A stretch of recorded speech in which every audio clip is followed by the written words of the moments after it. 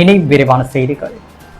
வில்லியனூர் அருகே குடிபோதையில் திருடிய வீட்டிற்கே மீண்டும் வந்த திருடனை பொதுமக்கள் பிடித்து தர்ம அடி கொடுத்து காவல்துறையில் பிடித்து கொடுத்த சம்பவம் அப்பகுதியில் பரபரப்பை ஏற்படுத்தியுள்ளது.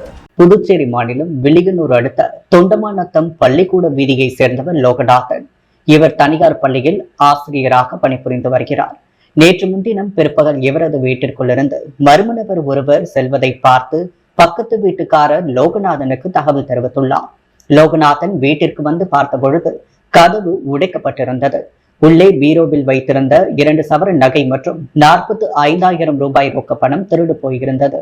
இந்த நிலையில் லோகநாதன் வீட்டிலிருந்து சென்ற நபர் மீண்டும் அந்த வழியே வந்ததை கண்ட அப்பகுதி மக்கள் அவரை மடக்கி பிடித்து வில்லியனூர் காவல்துறையில் ஒப்படைத்தனர். விசாரணையில் கடலூர் மாவட்டம் நெல்லிக்குப்பம் அடுத்த முள்ளிக்கிராம்பட்டை சேர்ந்த அறிவழகன் என்பதும் இவர் மீது கோட்டக்குப்பம் ஆரோவில் நெல்லிக்குப்பம் மற்றும் தமிழகத்தின் பல்வேறு பகுதிகளில் 10க்கும் மேற்பட்ட திருட்டு வழக்குகள் உள்ளது.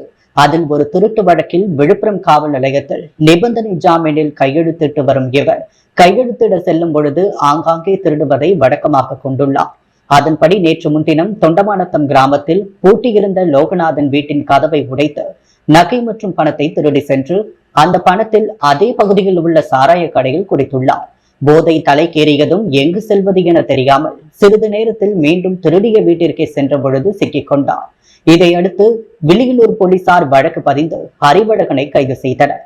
மேலும் அவர் திருடிய நகை மற்றும் பணத்தை பறிமுதல் செய்தனர். பின்னர் அறிவழகனை நீதிமன்றத்தில் ஆஜர்படுத்தி சிறையில் அடைத்தனர். குடியுரிமை சட்டத்தை புதுவையில் ஆளும் அரசு அமல்படுத்தினால் அதை காங்கிரஸ் கட்சி எதிர்க்கும் என புதுச்சேரி முன்னாள் முதலமைச்சர் நாராயணசாமி தெரிவித்துள்ளார். புதுச்சேரியில் சிறுமி ஆர்த்தி படுகொலைக்கு நியாயம் கிடைக்க வேண்டும், போதைப் பொருள் நடமாட்டத்தை தடுக்க வேண்டும் போன்ற கோரிக்கைகளை வலியுறுத்தி மகளிர் காங்கிரஸ் சார்பில் கண்டன ஆர்ப்பாட்டம் நடைபெற்றது. பழைய பேருந்து நிலையம் அருகே நடைபெற்ற கண்டன ஆர்ப்பாட்டத்திற்கு மாநில தலைவி பஞ்சகாந்தி தலைமை தாங்க 100க்கும் மேற்பட்ட மகளிர்கள் கலந்து கொண்டு கோரிக்கைகளை வலியுறுத்தி கண்டன கோஷங்களை எழுப்பினர். ஆர்ப்பாட்டத்தில் கலந்து கொண்ட புதுச்சேரி முன்னாள் முதலமைச்சர் நாராயணசாமி செய்தியாளர்களிடம் கூறும் பொழுது, சிறுமி ஆர்த்தி படுகொலை செய்யப்பட்ட வழக்கை ஆளும் பாஜக என்ஆர் காங்கிரஸ் அரசு பூசி மெழுக பார்க்கிறது. எனவே மாணவி ஆர்த்தி கொலை வழக்கை சிபிஐ விசாரிக்க வேண்டும் என்றார். இந்திய குடியுரிமை சட்டத்தை தற்பொழுது அமல்படுத்தப்பட்டிருக்கின்றன. கடந்த 4 ஆண்டுகளுக்கு முன்பு நரேந்திர மோடியின் மிருக பலத்தால் நாடாளுமன்றத்தில் நிறைவேற்றினர். 4 ஆண்டு காலம் நடைமுறைக்கு கொண்டு வரப்படாத குடியுரிமை சட்டத்தை தேர்தலுக்காக தாங்கள் சிறுபான்மையினர் பக்கம் இருக்கிறோம் என்று காட்டுவதற்காக அவர்கள் தற்பொழுது நிறைவேற்றியிருக்கின்றனர் என்று குற்றம் சாட்டினார். இந்த சட்டத்தை டெல்லி, மேற்கு வங்கம், கேரளா, கர்நாடகா உள்ளிட்ட மாநிலங்கள் ஏற்றுக்கொள்ளவில்லை. இந்த சட்டம் ஜனநாயகத்திற்கு எதிரானது, இந்திய இறையாண்மைக்கு ஏற்றுக்கொள்ள முடியாத ஒன்று, மக்கள் ஒற்றுமைக்கு எதிரானது. எனவே இதை தாங்கள் ஏற்றுக்கொள்ள மாட்டோம் என்று திட்டவட்டமாக தெரிவித்துள்ளார். ஆனால் மோடி அரசு 4 ஆண்டு காலம் தூங்கிவிட்டு தற்பொழுது இந்துக்களின் வாக்குகளை பெறலாம் என்பதற்காக தற்பொழுது குற்றம் சாட்டிய நாராயணசாமி, இது நன்றாக நாட்டு மக்களுக்கு தெரியும். நரேந்திர மோடி மற்றும் பாரதிய ஜனதா கட்சியின் தந்திரங்கள் இனி மக்களிடம் எடுபடாது என்றார். குடியுரிமை சட்டத்தை அமல்படுத்துவது என்பது சிறுபான்மையினருக்கு எதிரானது. எனவே காங்கிரஸ் கட்சி சார்பிலும் தாங்கள் அதை எதிர்க்கிறோம் எனவும் குறிப்பிட்டுள்ளார். சேதராப்பட்டு மயிலம் சாலையில் தமிழக பகுதிக்கு மதுபானங்களை கடத்தியவர்களை போலீசார் கைது செய்து 186 மது பாட்டில்களை பறிமுதல் செய்தனர். வில்லியனூர் அடுத்த சேதராப்பட்டு காவல் நிலையத்துக்குட்பட்ட பகுதிகளில் போலீசார் தீவிர ரோந்து பணியில் ஈடுபட்டு வருகின்றனர். இந்த நிலையில் இன்று அதிகாலை சேதராப்பட்டு மயிலம் சாலை சந்திப்பில் போலீசார் வாகன சோதனையில் ஈடுபட்டிருந்தனர். அப்பொழுது புதுவையிலிருந்து மயிலம் நோக்கி பதுங்கி வந்த மோட்டார் சைக்கிளை நிறுத்தி விசாரணை செய்தனர். அந்த வண்டியில் இருந்த பெரிய பையை சோதனை செய்த பொழுது மது பாட்டில்கள் கடத்தி வரப்பட்டது தெரிய வந்தது. இதையடுத்து அவர்கள் இருவரையும் போலீசார் காவல் நிலையம் அழைத்து சென்று விசாரணை நடத்தினர். அதில் ராணிப்பேட் மாவட்டம் சோலிங்கபுரம் புள்ளிவளம் பகுதியை சேர்ந்த முனுசாமி மகன் ராஜு என்பதும் ராமசாமி மனைவி லட்சுமி என்பதும் தெரிய வந்தது. இவர்கள் இருவரும் அடிக்கடி புதுச்சேரிக்கு வந்து மது பாட்டில்கள் வாங்கி சென்று அவர்களின் ஊர்களில் அதிக விலைக்கு விற்பனை செய்து வந்ததும் தெரிய வந்தது. பிறகு அவர்களிடமிருந்து 180 மில்லி 174 பாட்டில்களும், 750 மில்லியில் 5 பாட்டில்களும், 375 மில்லி லிட்டரில் 9 பாட்டில்கள் என 186 பாட்டில்கள், ஒரு மோட்டார் சைக்கிள் ஆகியவற்றை போலீசார் பறிமுதல் செய்தனர். பிறகு அவர்கள் இருவரையும் கலால் துறையிடம் ஒப்படைத்ததின் பேரில் கலால்துறை போலீசார் அவர்கள் இருவர் மீதும் வழக்கு பதிந்து கைது செய்தனர். இந்தியாவின் பல்வேறு மாநிலங்களை சேர்ந்த பயிற்சி பெற்ற 16 இந்திய ஆட்சி பணி அதிகாரிகள் முதலமைச்சர் ரங்கசாமியை சந்தித்து கலந்துரையாடினர். பாரத் தர்ஷன் திட்டத்தின் கீழ் திரு ரோஹித் ஜம்வால் தலைமையில் புதுச்சேரிக்கு வருகை புரிந்த இந்தியாவின் பல்வேறு மாநிலங்களை சேர்ந்த பயிற்சி பெற்ற 16 இந்திய ஆட்சி பணி அதிகாரிகள் முதலமைச்சர் ரங்கசாமியை சட்டப்பேரவையில் மரியாதை நிமித்தமாக சந்தித்து கலந்துரையாடினர். புதுவையில் செயல்படுத்தப்பட்டு வரும் நலத்திட்டங்கள் மற்றும் வளர்ச்சி பணிகள் குறித்தும் ஆலோசிக்கப்பட்டது. அப்பொழுது சட்டப்பேரவைத் தலைவர் செல்வம் உள்ளிட்ட அரசு அதிகாரிகள் பலர் உடனிருந்தனர். ஏனாம் தொகுதி மீனவர்களுக்கு முதல் தவணை இழப்பீடு வழங்குவது தொடர்பான பயன்பாட்டு சான்றிதழை முதல்வர் ரங்கசாமியிடமிருந்து புதுச்சேரி அரசின் டெல்லி சிறப்பு பிரதிநிதி மல்லாடி கிருஷ்ணராவ் பெற்றுக்கொண்டார். ஏனாம் மீனவர்களுக்கு 2ஆம் தவணையாக 9 மாத இழப்பீடு தொகையை பயனாளிகளின் வங்கி கணக்கில் டெபாசிட் செய்ய வேண்டும் என ONGC அதிகாரிகளுக்கு புதுச்சேரி அரசு மீண்டும் கடிதம் அனுப்பியது. இந்த நிலையில் ஏனாம் தொகுதி மீனவர்களுக்கு முதல் தவணை இழப்பீடு வழங்குவது தொடர்பான பயன்பாட்டு சான்றிதழை சட்டப்பேரவையில் முதல்வர் ரங்கசாமியிடம் இருந்து புதுச்சேரி அரசின் டெல்லி சிறப்பு பிரதிநிதி மல்லாடி கிருஷ்ணராவ் பெற்றுக்கொண்டார். அரசிடமிருந்து பெறப்பட்ட கடிதத்தை ONGCயின் புதுச்சேரி அரசின் சிறப்பு பிரதிநிதி மல்லாடி கிருஷ்ணராவ் இன்று வழங்கினார். 9 மாதத்துடன் பிப்ரவரி மாதத்துக்கு பிறகு எத்தனை மாதங்களுக்கு மறு நிரப்பு பணி நடைபெறும் என்பதை கணக்கிட்டு இழப்பீடு வழங்க வேண்டும் என அரசுக்கு மல்லாடி கிருஷ்ணராவ் கோரிக்கை விடுத்துள்ளார். புதுவையில் அமையும் கடலோர காவல் படையின் விமான பிரிவு தளம் கடலோர கண்காணிப்பு மைய செயல்பாடுகளை இந்திய கடலோர காவல் படையின் கிழக்கு பிராந்திய commander inspector general Tony Michael ஆய்வு மேற்கொண்டார். இந்திய கடலோர காவல் படையின் கிழக்கு பிராந்தியத்தில் புதுச்சேரி மற்றும் தமிழக பகுதிகள் அமைந்துள்ளது. இதன்படி கடலோர காவல் படையின் புதுச்சேரியில் உள்ள பிராந்திய தலைமையகத்தை பார்வையிட இந்திய கடலோர காவல் படையின் கிழக்கு பிராந்திய commander inspector general Tony Michael Puducherry வந்தார். அவரை புதுச்சேரி மாவட்ட கடலோர காவல்படை கமாண்டர் டசில்லா வரவேற்றார். பின்னர் நடந்த கூட்டத்தில் புதுச்சேரியின் கடலோர காவல் படையினரின் பணிகளை விளக்கினார்.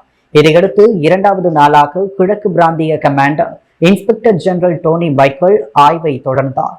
இதில் புதுவையில் அமைய உள்ள கடலோர காவல் படையின் விமான பிரிவு தளம் மற்றும் கடலோர கண்காணிப்பு மையம் உள்ளிட்ட முக்கிய உட்கட்டமைப்பு திட்டங்கள் குறித்து கேட்டறிந்தார்.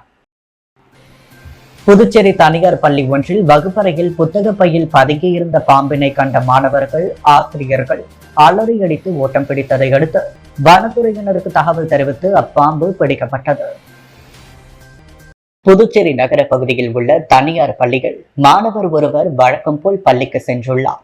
வகுப்பு துவங்கியதும் தனது புத்தக பையை அந்த மாணவர் எடுக்க முயன்றார். அப்பொழுது புத்தக பையில் பாம்பு ஒன்று நெளிவதைக் கண்டு அதிர்ச்சியில் அந்த மாணவர் கூச்சலிட்டார். அதை கேட்டதும் மற்ற மாணவர்களும் ஆசிரியர்களும் வகுப்பறையிலிருந்து அலறியடித்து ஓட்டம் பிடித்தனர். உடனே பள்ளி நிர்வாகத்தினர் வனத்துறைக்கு தகவல் தெரிவித்தனர். வனத்துறை ஊழியர்கள் கண்ணதாசன், வேலாயுதம் ஆகியோர் உடனடியாக பள்ளிக்கு விரைந்து வந்து மாணவரின் புத்தக பையில் இருந்த பாம்பினை லாவகமாக பிடித்தனர். அதன் பின்னரே மாணவர்களும் ஆசிரியர்களும் நிம்மதி அடைந்தனர். பின்னர் வழக்கம் போல் வகுப்பு துவங்கியது. இது குறித்து வனத்துறை ஊழியர்கள் கூறும் பொழுது, பிடிபட்ட பாம்பு விஷமில்லாத சாரை பாம்பு. வளர்ந்த பெரிய சாரை பாம்புகளின் கடி வலி மிகுந்ததாக இருந்தாலும் விஷத்தன்மையற்றது, ஆபத்தை விளைவிக்காது எனவும், தவளை எலிகளை பிடிக்க பள்ளிக்குள் நுழைந்திருக்கலாம். புத்தக பைகளை எடுக்கும் பொழுது மாணவர்கள் கவனமாக இருக்க வேண்டும் என்றனர். புதுச்சேரி அரசு ரயில்வே துறை மாநில அளவிலான பாதுகாப்பு குழுவின் கூட்டம் காவல் தலைமையகத்தில் நடைபெற்றது. இக்கூட்டத்திற்கு போலீஸ் டிஜிபி ஸ்ரீனிவாஸ் தலைமை தாங்கினார். சென்னை ரயில்வே முதன்மை தலைமை பாதுகாப்பு ஆணையர், திருச்சி கோட்ட பாதுகாப்பு ஆணையர், மத்திய மற்றும் யூனியன் பிரதேச புலனாய்வு அமைப்புகளின் அதிகாரிகள், மாவட்ட தீயணைப்பு அதிகாரி உள்ளிட்ட பலர் கலந்து கொண்டனர். கூட்டத்தில் புதுச்சேரி மற்றும் காரைக்கால் ரயில் நிலையங்களில் பயணிகள் மற்றும் விரைவு ரயில்களின் போக்குவரத்து உள்ளிட்ட பாதுகாப்பு உட்கட்டமைப்புகள் குறித்து ஆலோசிக்கப்பட்டது. மேலும் ரயில் நிலையங்களில் உள்ள தீ பாதுகாப்பு முன்னெச்சரிக்கைகள், போக்குவரத்து தொடர்பான பிரச்சனைகள் மற்றும் பார்க்கிங் வசதிகள் குறித்தும் கலந்துரையாடப்பட்டது. கஞ்சா கடத்தலை தடுக்கும் பொருட்டு போலீசார் திடீர் சோதனை மேற்கொள்ள வேண்டும். ரயில் நிலையங்களில் திருட்டு மற்றும் கடத்தல் தொடர்பான புகார்கள் எளிதாக விசாரிக்க சிசிடிவி பொருத்த வேண்டும். ரயில் நிலையங்களில் பணிபுரியும் கடைக்காரர்கள் மற்றும் போர்டுகளின் அனைத்து நடவடிக்கைகளையும் போலீசார் கண்காணிக்க வேண்டும். புதுச்சேரி மற்றும் காரைக்கால் ரயில் நிலையங்களில் அடிப்படை வசதிகளை மேம்படுத்த வேண்டும் எனவும் முடிவெடுக்கப்பட்டது. புதுவையிலிருந்து பிரான்ஸ் நாட்டிற்கு ஆள்மாறாட்டம் செய்து சென்ற வழக்கில் சம்பந்தப்பட்டவருக்கு 4 ஆண்டுகள் சிறை தண்டனை விதித்து புதுச்சேரி நீதிமன்றம் தீர்ப்பளித்துள்ளது. மேலும் வழக்கில் போதிய ஆவணங்களை சேகரிக்க தவறிய சிபிசிஐடி அதிகாரிகள் 2 பேர் மீது நடவடிக்கை எடுக்கவும் நீதிமன்றம் உத்தரவிட்டுள்ளது. புதுவையை சேர்ந்தவர் நாதமுடி பிரான்ஸ் நாட்டு குடியுரிமை பெற்றவர். இவரது மகன் இளங்கோவன் தனக்கு பிரான்ஸ் குடியுரிமை தேவைப்பட்டதால் கடந்த 2010ஆம் ஆண்டு புதுவை பிரான்ஸ் தூதரக அலுவலகத்தில் விண்ணப்பித்தார்.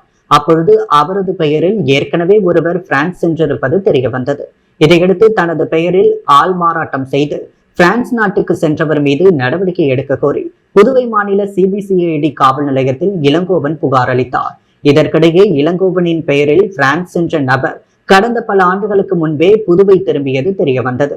இதையடுத்து அவரை சிபிசிஐடி போலீசார் பிடித்து விசாரித்தனர். இதையடுத்து ஆள் மாறாட்டத்தில் ஈடுபட்டு பிரான்ஸ் சென்றவர் புதுச்சேரி கோவிந்தசாலை பகுதியை சேர்ந்த ஐயனார் என்பது கண்டறியப்பட்டது. ஆள் மாறாட்டம் செய்து தனது மனைவி மற்றும் குடும்பத்துடன் பிரான்ஸ் சென்ற ஐயனார் அங்கு தனது மனைவியை விவாகரத்து செய்துவிட்டு வேறு திருமணம் செய்ததும் தெரிய வந்தது. அவருக்கு இளங்கோவனின் தந்தை பணத்தை பெற்றுக்கொண்டு உதவியதும் கண்டறியப்பட்டது.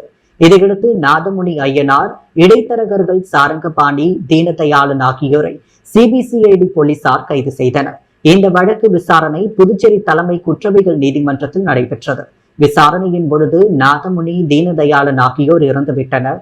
இந்த வழக்கில் ஆள்மாறாட்டம் செய்து பிரான்ஸ் சென்ற ஐயனாருக்கு 4 ஆண்டுகள் கடுங்காவல் சிறை தண்டனையும் 15,000 ரூபாய் அபராதமும் விதித்து நீதிபதி மோகன் தீர்ப்பளித்தார். சாரங்கபாணி விடுதலை செய்யப்பட்டார். மேலும் வழக்கு விசாரணைக்கு போதிய ஆவணங்களை சேர்க்க தவறிய சிபிசிஐடி விசாரணை அதிகாரிகளான பேட்ரிக், செந்தில்குமார் ஆகியோருக்கு கண்டனம் தெரிவித்த நீதிபதி அவர்கள் மீது துறை ரீதியாக நடவடிக்கை எடுக்க காவல்துறைக்கு பரிந்துரைத்தார். இந்த வழக்கில் சிபிசிஐடி தரப்பில் உதவி அரசு வழக்கறிஞர் லோகேஸ்வரன் ஆஜரானார். புதுவையில் மீண்டும் விமான சேவையை கொண்டுவர நடவடிக்கை எடுக்க வேண்டும் என மத்திய மாநில அரசுகளுக்கு அருண் சர்மா தொண்டு நிறுவனர் ஐஜி வீரராகு கேட்டுக்கொண்டார். இது தொடர்பாக அருண் சர்மா தொண்டு நிறுவனர் ஐஜி வீரராகு வெளியிட்டுள்ள அறிக்கையில், புதுவையிலிருந்து பெங்களூர், ஹைதராபாத் இடையே இயக்கப்பட்ட விமான சேவை மார்ச் 31ஆம் தேதி முதல் முற்றிலும் நிறுத்தப்படும் என ஸ்பைஸ் ஜெட் நிறுவனம் அறிவித்துள்ளதாகவும், புதுவையிலிருந்து ஹைதராபாத், பெங்களூர் நகரங்களுக்கு ஸ்பைஸ் ஜெட் நிறுவனம் மட்டுமே விமானம் இயக்கியது. இப்பொழுது அந்த நிறுவனமும் சேவையை நிறுத்துவதாக அறிவித்துள்ளது. இதனால் புதுவையின் சுற்றுலா வளர்ச்சி, பொருளாதாரம் வெகுவாக பாதிக்கப்படும். மேலும் மருத்துவ காரணங்களுக்காக வருவோரும் உடனடியாக வர முடியாமல் தவிப்பர். விமான நிலையத்தால் ஏற்பட்டுள்ள நேரடி மறைமுக வேலை வாய்ப்புகள், அதனால் பலரது வாழ்வாதாரம் முற்றிலும் பாதிக்கப்படும் சூழலும் இதனால் ஏற்பட்டுள்ளது. எனவே கவர்னர் தமிழிசை விமான சேவையை மீண்டும் தொடர வேண்டும் என வலியுறுத்தியுள்ளார். அதேபோல் புதுச்சேரி அரசு மத்திய அரசுக்கு தனது அழுத்தத்தை கொடுக்க வேண்டும் என அருண் சர்மா தொண்டு நிறுவனத்தின் நிறுவனர் ஐஜி வீரராகு தெரிவித்துள்ளார். புதுவையின் அன்றாட நிகழ்வுகளை காண பாண்டி ஹெட்லைன்ஸ் யூடியூப் சேனலை சப்ஸ்கிரைப் பண்ணுங்க. தொடர்ந்து எங்களுடன் இணைந்திருக்க பக்கத்தில் உள்ள பெல் பட்டனை பிரஸ் பண்ணுங்க, லைக் பண்ணுங்க, ஷேர் பண்ணுங்க. என்றும் உங்களுடன் பாண்டி ஹெட்லைன்ஸ்.